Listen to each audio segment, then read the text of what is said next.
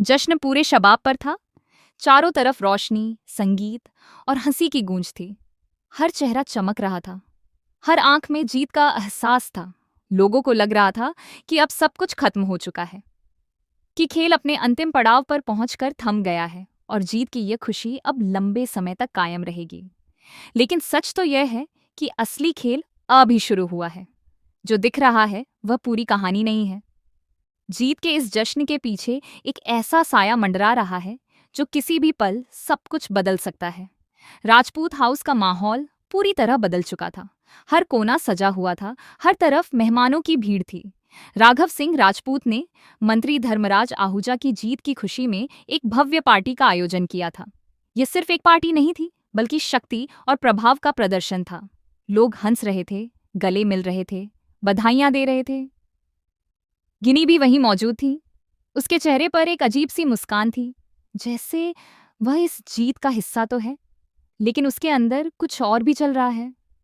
हर किसी को यही लग रहा था कि अब इस इलाके पर सिर्फ राजपूतों का ही राज चलेगा, कि अब कोई उन्हें चुनौती देने वाला नहीं बचा। लेकिन तभी, जैसे ही सब कुछ अपने चरम पर था, दरवाजे पर एक गूंजती हुई आवाज सुनाई देती है, जय द्वारकाधीश। यह आवाज इतनी गहरी और आत्मविश्वास से भरी होती है कि एक पल के लिए पूरा माहौल ठहर जाता है। और फिर अंदर प्रवेश करते हैं एडवोकेट रमेश भाई पटेल।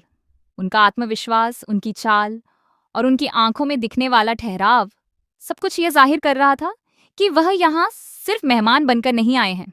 उनके आते ही जैसे समय थम जाता है। अभी तक जो चेहरे खुशी से खिले हुए थे, उन पर अचानक सन्नाटा छा जाता है। मुस्कानें गायब हो जाती हैं और उनकी जगह ले लेती हैं बेचैनी और सवाल। कोई समझ नहीं पा रहा कि आखिर यह अचानक क्या हो गया। रमेश भाई पटेल चारों तरफ नजर दौड़ाते हैं और फिर धीमे लेकिन ठोस शब्दों में कहते हैं, ठीक ऐसा ही माहौल था जब कौरवों को लगा था कि उन्होंने पांडवों को खत्म कर दिया है। उनके इन शब्दों में सिर्फ एक तुलना नहीं, बल्कि एक चेतावनी छिपी होती है।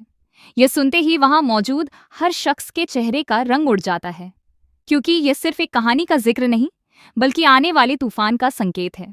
उधर अंजलि की दुनिया इस जश्न से बिल्कुल अलग है।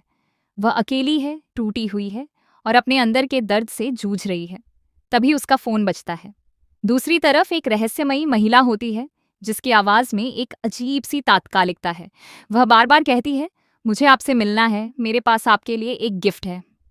लेकिन अंजलि इस वक्त किसी भी चीज के लिए तैयार नहीं है। उसके अंदर की हार, उसका टूटना, उसका गुस्सा, सब कुछ मिलकर उसे इस हद तक ले आता है कि वह साफ इनकार कर देती है। वह कहती है, मैं चुनाव हार चुकी हूँ, मुझे किसी से नहीं मिलना, और फोन काट देती है। लेकिन सवाल यहीं खत्म नहीं होता। वह गिफ्ट क्या है?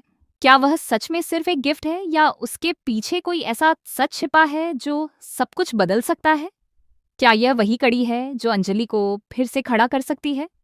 इसी बीच एसीपी पंकज पुरोहित अंजलि को देखते हैं।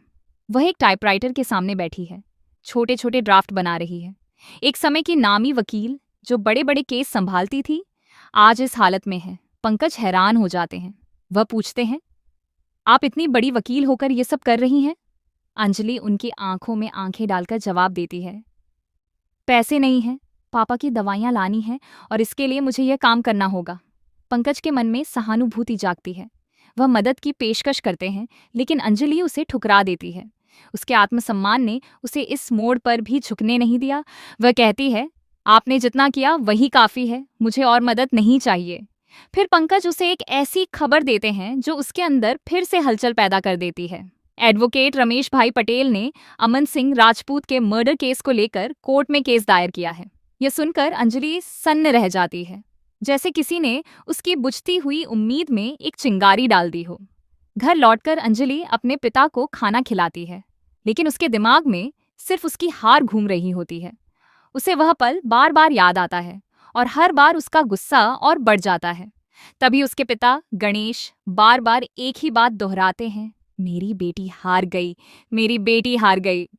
यह सुनकर अंजलि का सब्र टूट जाता है। वह फट पड़ती है, चुप हो जाइए, मैं हारी नहीं हूं, मुझे हराया गया है। आपके लिए हारी हूं मैं, औपाम।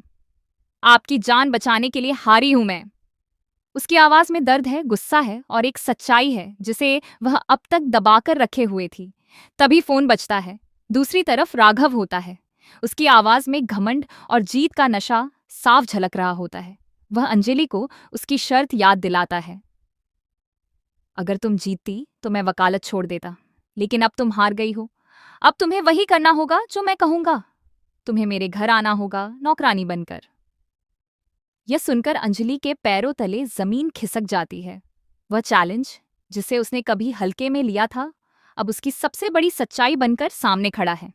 राघव आगे कहता है, तुम्हें झाड़ू पोछा करना होगा, बर्तन धोने होंगे। तुम अब मेरे घर की मेड हो। अंजलि के लिए यह सब सहना आसान नहीं है। उसका आत्मसम्मान, उसकी पहचान, सब कुछ दांव पर लग चुका है। लेकिन शर्त हारने के बाद अब उसके पास कोई विकल्प नहीं बचा। उधर राघव अपनी असली सोच दिखाता है। वह कहता है, कुत्ते, भिखारी और अवस्थी, इनकी यहाँ कोई जगह नहीं है। गिनी ये सब सुन लेती है और उससे सवाल करती है। लेकिन राघव का जवाब और भी ज्यादा क्रूर होता है। वह कहता है कि वह अंजलि को पूरी तरह तोड़ देगा, उसे बेइज्जत करेगा